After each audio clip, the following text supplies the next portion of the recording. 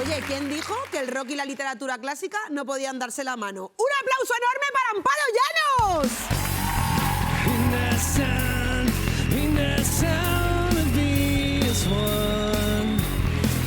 ¿Cómo estás, Amparo? Muchísimas gracias. Gracias, Angelita.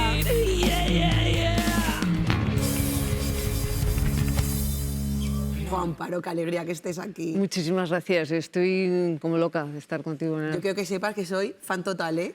Pues o sea, que yo creo Dover que... ha estado presente en toda mi adolescencia y en toda mi vida de adulta. Muchísimas gracias. Yo soy fan total también tuya. Pues muchas gracias, de verdad. Oye, y ahora te has venido porque has publicado Afectuosamente tuya, Jane Austen, Sí. que es un libro de cartas que ya ha escrito, que además vais ya por la 5ª edición, o sea, enhorabuena. Muchas gracias. Y yo, la pregunta que te quiero hacer, que me ronda la cabeza, es ¿cómo se pasa de Devil Came to Me a traducir a Jane Austen?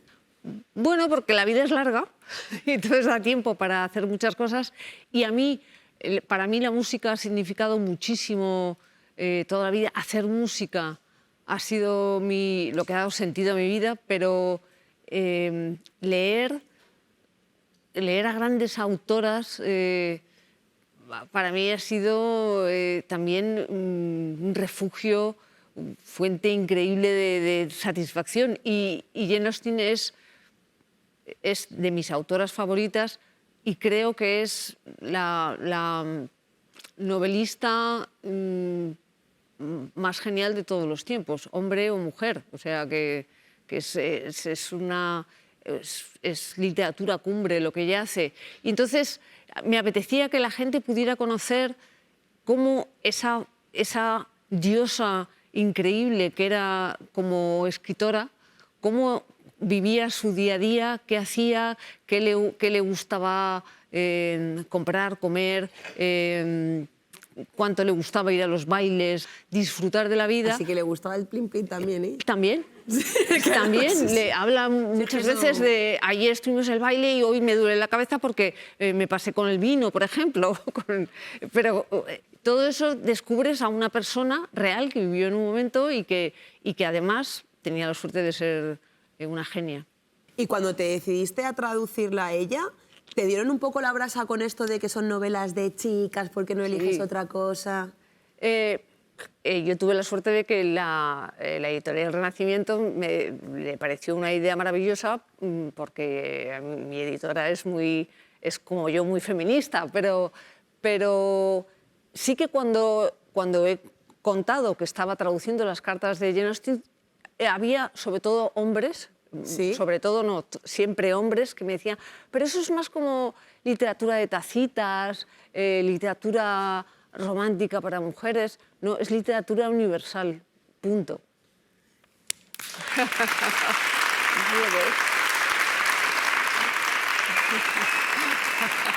Qué raro, hombres diciendo eso, ¿no? Es Me llama mucho la rarísimo, atención, pobrecitos, fíjate. claro. Ellos le sacan desde Bolaño, Pynchon, no sé qué, necesitan que sea todo muy gordo, con muchísimas páginas, muy tormentoso, y luego habría que ver si efectivamente se lo leen.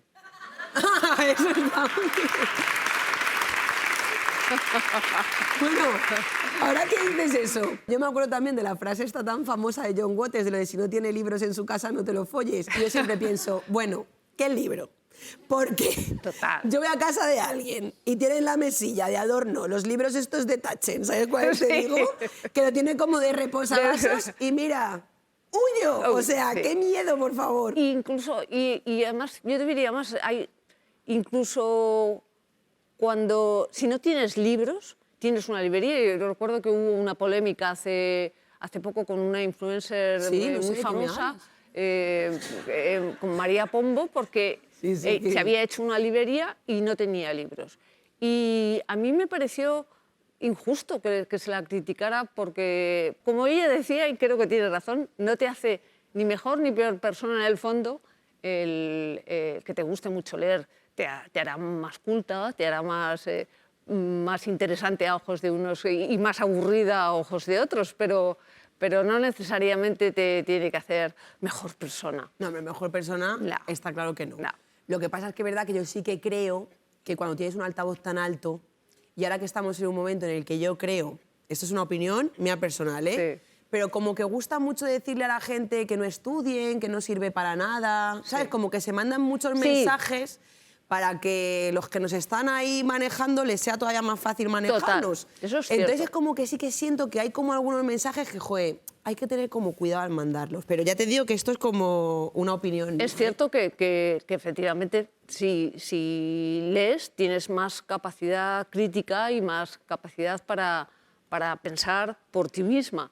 Eso es verdad. Pero luego hay gente que lee mucho y es insoportable. Eso también Sí, eso es verdad, eso es totalmente cierto. De hecho, estaba pensando yo. O sea que... O yo.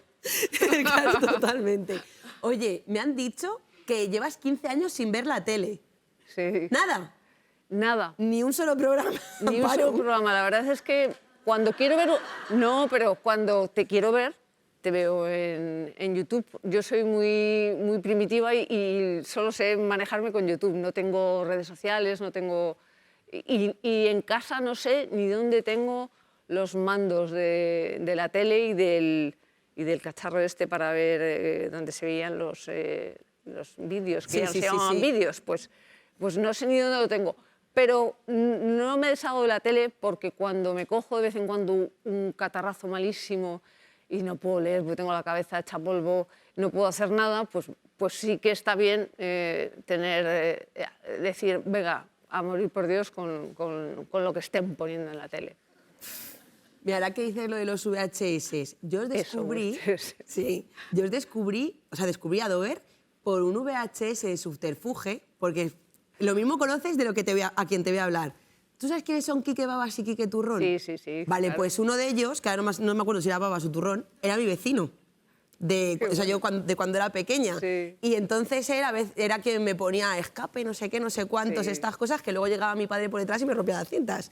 Y entonces él apareció un día con un VHS de Subterfuge con varios videoclips de gente que estaba empezando. Sí. Y ahí fue cuando vi Serenade por primera vez, que era el videoclip alrededor de la hoguera, y me quedé así en plan, ¿qué? ¿Pero quiénes son estas personas? Oh, qué increíble que estemos ahora hablando y que... Sí, de un VHS que te pasa un vecino, guau. Que tú de repente que estuviéramos en contacto a través de la música, me parece increíble. ¿Cómo fue cuando de repente, claro, vosotras os hicisteis virales en un momento en el que no existía como la viralidad? ¿Cómo pasas de ser anónima a hacer tus canciones con tu hermana a de repente llenar absolutamente todo? Pues yo lo recuerdo como una época maravillosa y como un tránsito de que nadie sabía quiénes éramos a de repente llenar sitios, todo el mundo se volvía... En los conciertos la gente se volvía loca, se subía al escenario, se tiraba, hacían pogos, era increíble. Y lo recuerdo como un disfrute continuo, como un sueño imposible hecho realidad. O sea, no le vi el lado... Y yo creo que mi hermana tampoco, el lado negativo por ningún lado. Todo era alucinante. Luego pasa el tiempo y claro, una vez que ya estás arriba del todo, pues arriba del todo hay sitio para muy pocos. Entonces, pues tienes que estar ahí haciendo equilibrios y hay gente que empieza a criticarte y eso es una sensación extraña, pero... A mí me compensó todo en Dover, todo. Hombre, es que fue la leche. Increíble. Fue un sueño hecho realidad, fue un milagro. Además, era una cosa prácticamente imposible que pasara en España. Dos chicas cantando en inglés, metiendo esa caña. Sí, que decían que como erais dos mujeres haciendo rock en inglés, que eso no iba a llegar a ningún sitio. Claro. Eso tiene que dar un gusto... Un gusto tremendo. Un gusto tremendo. Un gusto tremendo.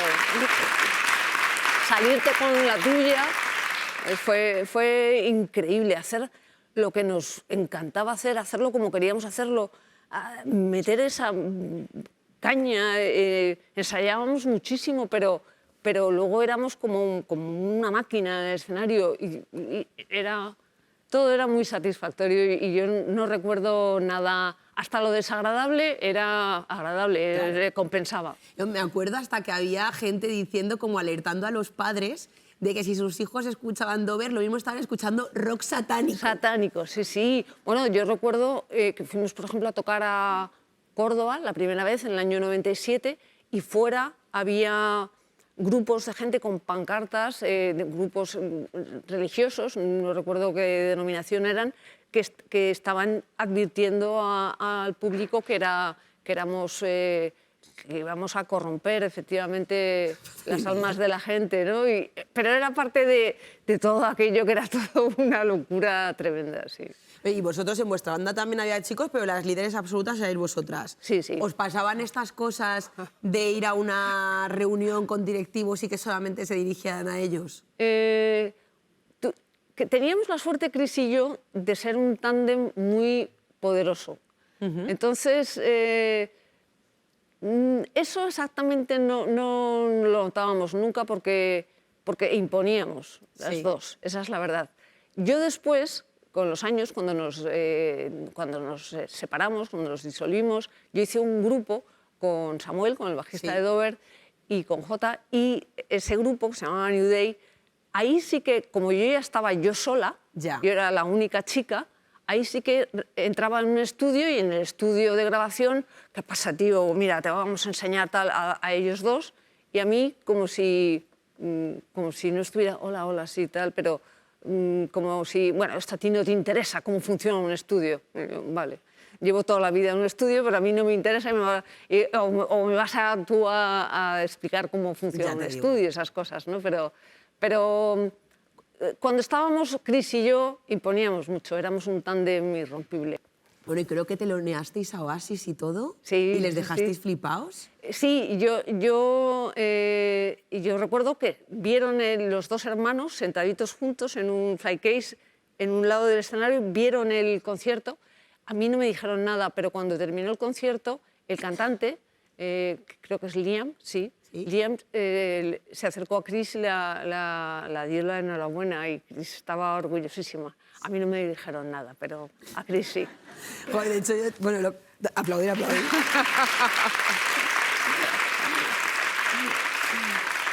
Es que yo lo que te quería preguntar de Oasis, que es lo que verdaderamente me importa, es, ¿son tan tontos como parecen? No.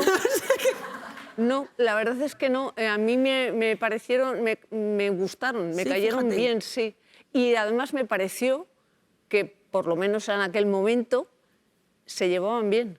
Sería eso, sí, entonces. estamos juntos y se hablaban y se llevaban bien. La que se lió cuando pegasteis el giro como hacia el pop, cuando hicisteis el disco de Follow the City Lights. Efectivamente. La gente estaba encabronadísima. Sí, había mucha gente muy encabronada porque consideraba que habíamos traicionado nuestro espíritu rockero.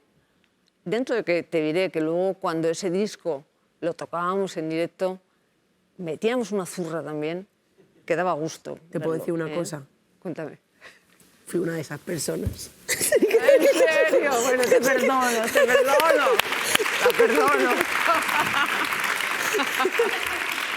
Pero había gente que lo entendía también, ¿eh? Yo recuerdo que la novia de Samuel, del bajista, Mapi, nos contaba que es un amigo suyo, que era, pues, le gustaba la música indie, le gustaba todo tipo de música, vino un día corriendo a su casa, corre, pon el YouTube, los Dover se han vuelto locos y no veas cuánto mola.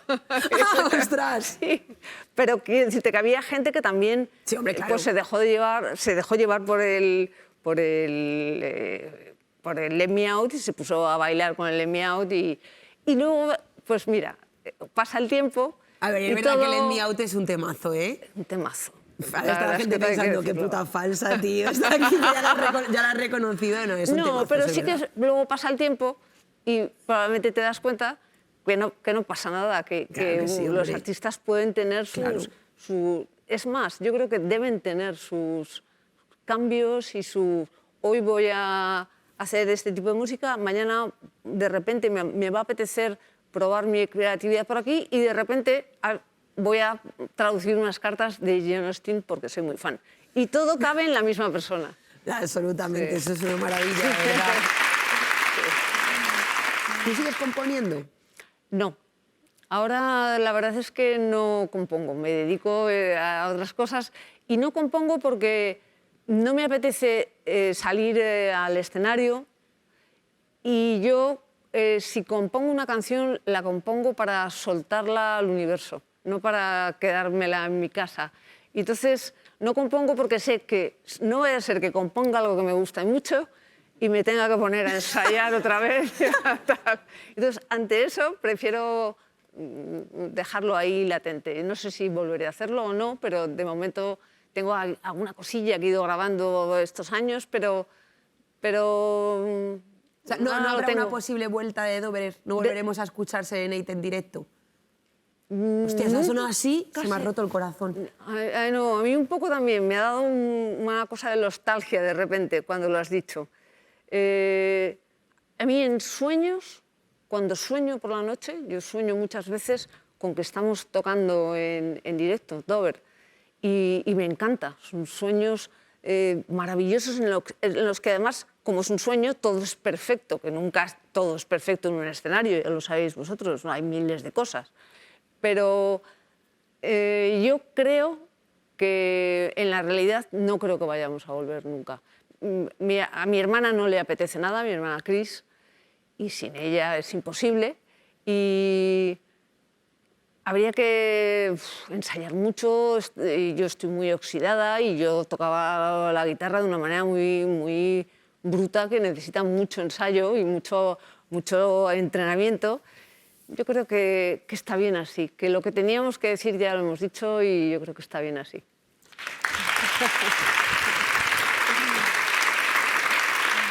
Bueno, es verdad que hay cosas que se quedan en la memoria y que fueron cuando tenían que ser, sí, también es bonito. Sí, sí. Pero te voy a decir una cosa, os forraríais, ¿eh?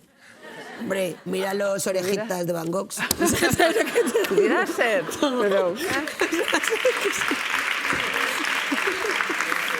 Hasta para eso hemos sido muy nuestras. Hasta para...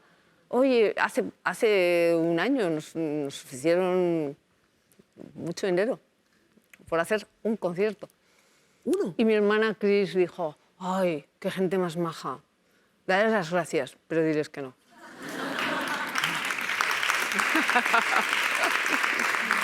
Repito, ¿a quién metes en el congelador? A mí me gustaría... o sea, no es exactamente que me gustaría. Para mí es una cosa muy personal. Yo soy muy feminista. Sí. Y no me gusta, me duele mucho cuando mujeres, porque de muchos hombres lo espero, porque están defendiendo sus privilegios, pero no lo espero de mujeres cuando oigo mujeres alrededor mío que critican muy duramente a feministas históricas españolas que han hecho muchísimo por nosotras.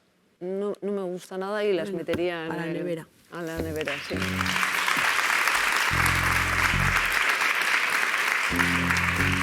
¿Qué te parece? Bien, pero tienes que escribirlo. No, como he hablado tanto... Pon falta de sororidad. Eso. Y edadismo. ¿Y edadismo? Joder, es que soy buenísima... Comprimiendo ideas. Concretando, maravilloso. Porque como tengo que hacer monólogos de 3 minutos, ¿sabes lo que te quiero decir? Toma, Amparo, vente. Venga. Para adentro, por favor. Muchísimas gracias. Pasa por aquí. Un aplauso enorme, por favor, para Amparo Llano. Muchas gracias a ti. ¿Te lo has pasado bien? Me lo he pasado genial, con mucho gusto. Estaba nerviosa, ¿eh?